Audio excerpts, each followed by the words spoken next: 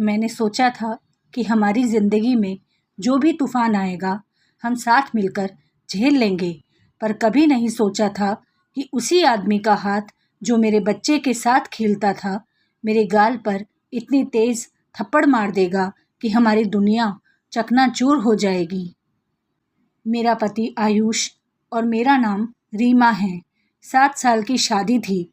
खुशियाँ छोटी छोटी थी। सुबह वाली चाय, शाम की सैर, बेटे का हंसना, माँ के मिलना आना। पर रिश्ते हमेशा तस्वीर जैसे नहीं होते। कुछ बातें अंदर ही अंदर दबती रहती है। छोटी छोटी मनमुटावे बातें जिन्हें हम कहते नहीं, और एक दिन वह सब फूट पड़ा।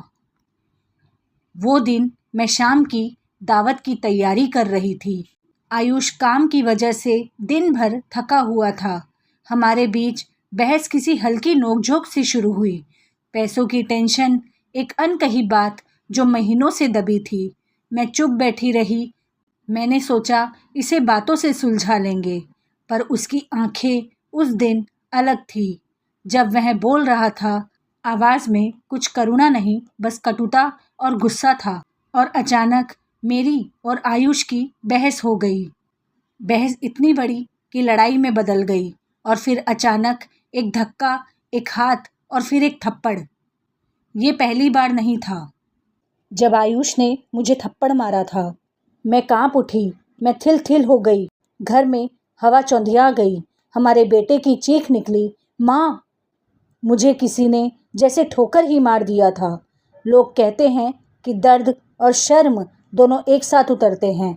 शर्म इसलिए कि मैंने कभी नहीं सोचा था कि मैं ऐसी स्थिति में आ जाऊंगी, और दर्द इसलिए कि मेरा चेहरा जल उठा था।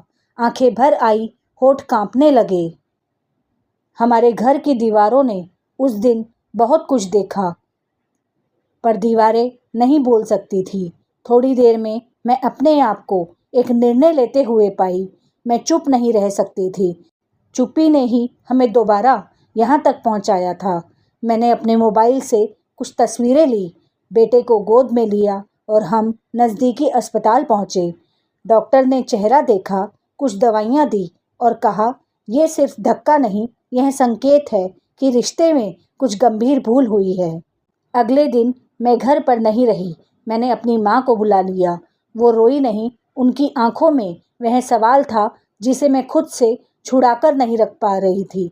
क्यों? मैंने सोचा, क्या शिकायत करूं? क्या इमरजेंसी नंबर पर बुलाऊं? लोग क्या कहेंगे? पर तभी मैंने समझा कि सबसे अहम सवाल यह था, मेरे और मेरे बच्चे की सुरक्षा कैसे होगी। मैंने पुलिस में FIR दर्ज करवाई। हाँ, कठिन फैसला था। सोचना नहीं था कि अपने पति के खिलाफ रिपोर्ट करूंगी, पर मुझे और मेरे बेटे को सुरक्षित करना था। FIR दर्ज होने के बाद जो हुआ वह मेरे लिए भी नया सबक लेकर आया। रिश्तों के पीछे की चुप्पियां, समाज की राय और कानून की धुरी। पुलिस स्टेशन में बैठकर मैंने देखा कि कुछ लोग मेरी निंदा कर रहे थे। घर की बात घर में ही सुलझानी चाहिए, इज्जत का क्या होगा। पर कुछ लोग भी थे जो कह रहे थे, उसने गलत किया है, सज़ा मिलेगी। मुझे लगा कि समाज के बीच चलती ये बातें भी किसी तरह की सज़ा बन जाती है, पर मैंने ठान लिया था, मैं अपनी आवाज़ दबने नहीं दूंगी। कानूनी प्रक्रिया शुरू हुई। इसमें समय लगा।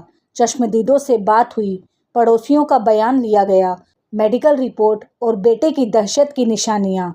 मैं नहीं भूल पाती कि कोर्ट में बैठी हुई मैं कितनी कमज़ोर और फिर कितनी मजबूत महसूस कर रही थी। मजबूती उस पल आती है जब डर के बाद भी आप अपने कदम आगे बढ़ाते हैं। आयुष को गिरफ्तार किया गया। उसके घर वालों ने कहा, हमारा लड़का कभी ऐसा नहीं करेगा, पर सच वह था जो मेरे गाल पर लाल निशान बनकर रह गया।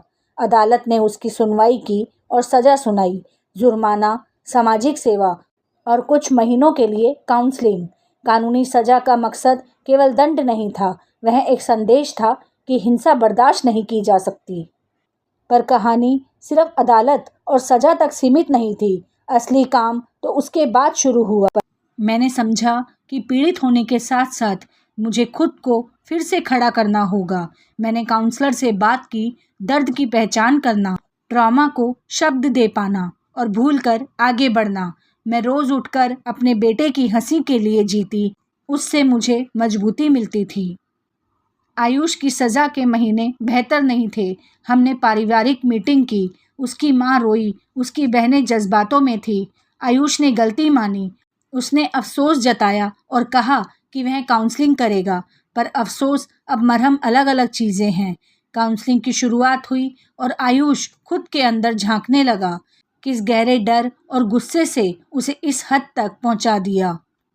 उसने बताया कि बचपन में उसका अपमान हुआ था, कि उसके अंदर अपार असहायता थी जिसे वह शारीरिक हिंसा में बदल देता था।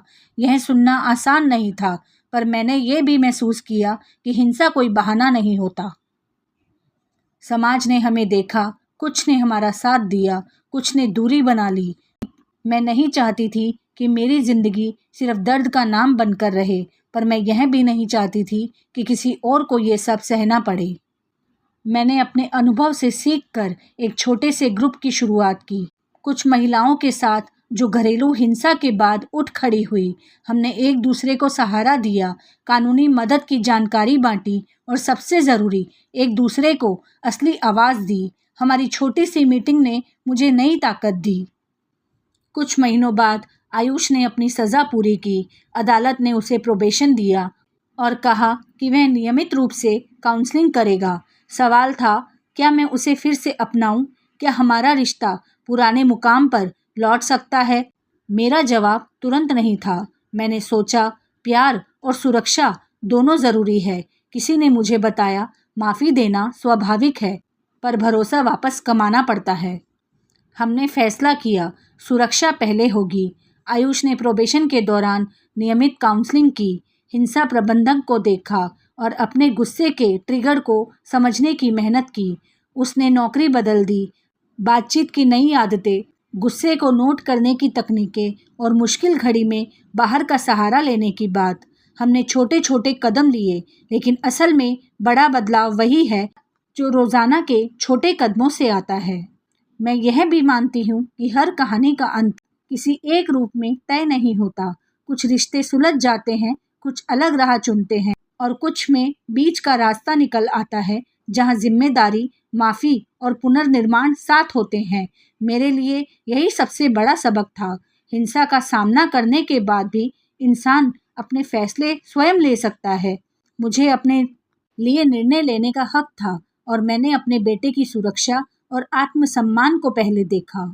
और आखिर में मैं और मेरा बेटा पार्क में बैठे थे। उसने मेरी तरफ मुस्कुरा कर देखा और पूछा, माँ तुम खुश तो हो?